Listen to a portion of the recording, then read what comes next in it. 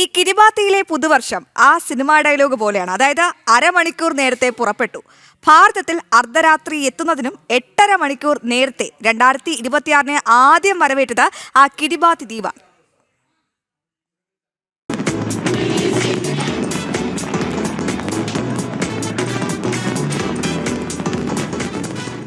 ഇനി അടുത്ത വർഷം കാണാമെന്ന ക്ലീശയുടെ ദിവസമാണെന്ന്.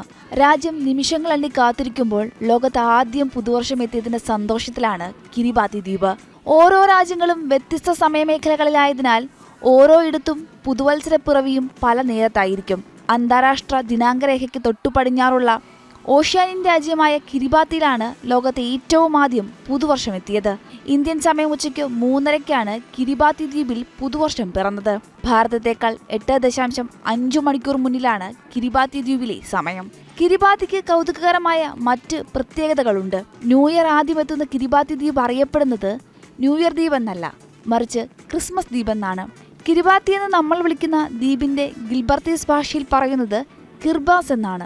വെടിക്കെട്ടും സംഗീതവും നൃത്തവുമൊക്കെയായി കിരിബാത്തി പുതുവത്സരത്തെ വരവേറ്റു.